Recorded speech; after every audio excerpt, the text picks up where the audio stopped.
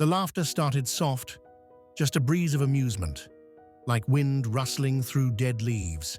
Then came the snickers, the whispering, the sharp sting of mockery.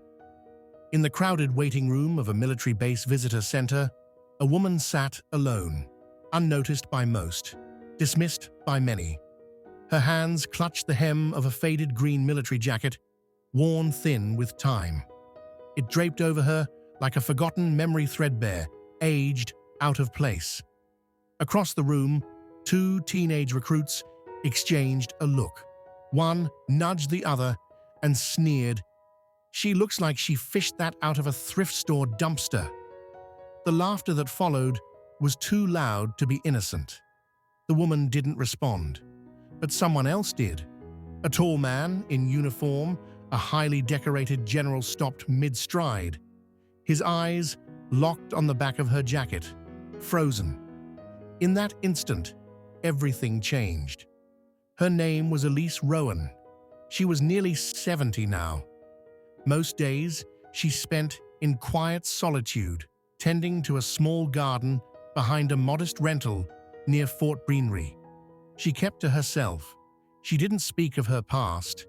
Not to neighbors, not to the nurse who checked in monthly, not to the kind young clerk who offered to carry her groceries. But every Saturday, without fail, Elise boarded the 9:45 a.m. bus to the base. She would sit quietly in the visitors center, speaking to no one, always wearing that same old jacket. It was olive drab, its seams frayed, and a button missing at the collar. A circular patch on the sleeve, nearly torn off, showed the faint outline of a falcon in a dive, lightning clenched in its talons. Beneath it, three barely readable letters: OSR. Most people overlooked it. Most, but not all. The young recruits had turned her into a joke, daring one another to speak to her. One finally did. A wiry kid named Denton, full of fake bravado, swaggered over to her.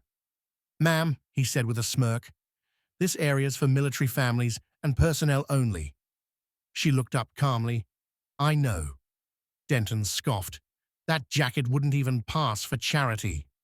Laughter stirred again, not just at his words, but at the dismissiveness behind them, the unspoken agreement that this old woman had no place here, no story worth knowing. Then, boots echoed across the floor. The general approached, eyes still fixed on the jacket. His voice cut through the tension like a blade. "Where did you get that?" Denton blinked. "Sir? That patch, where did you get it?" His tone wasn't angry, it was reverent. The room fell still. Elise lifted her head, her eyes meeting the general's, clouded by time, but steady.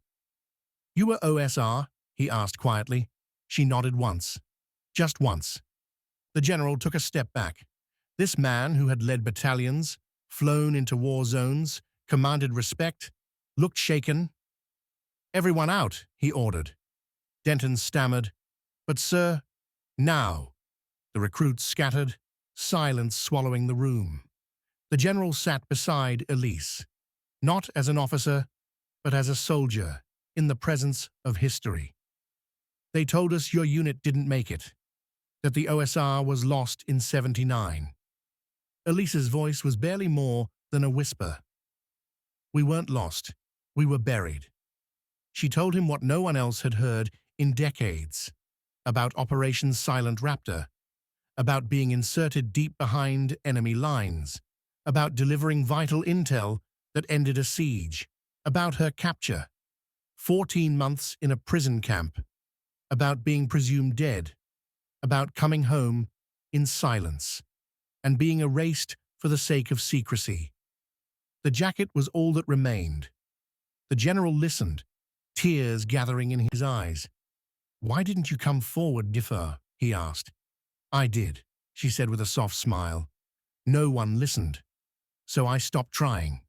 He stood, straightened, and saluted her, not out of protocol, but out of deep personal debt. "You were a ghost in our records," he said, "but you're a giant in our history. The following Saturday, Elise returned to the base. But this time, no one laughed. At the entrance, a line of recruits stood, in full uniform. At the center, Denton waited with trembling hands, holding a bouquet of flowers and a folded American flag. "We didn't know," he said quietly. "We're sorry." Behind them, mounted on the wall, was a framed photo of Elise in her youth. The plaque beneath it read, "Elise Rowan, Operation Silent Raptor Service without recognition. Valor beyond record." She looked at it, then back at the recruits. Her smile was small, but real. Some heroes wear medals, others wear silence. Some carry their stories in books, others carry them in scars and in fabric worn thin by time. Elise carried hers in a patch the world forgot, until one man remembered. If this story stirred something in you, don't let it end here. Share it. Let others hear it. Let the silent giants among us be seen again. Subscribe for more stories of honor, humility, and quiet courage, and be the reason someone still believes that dignity never ages.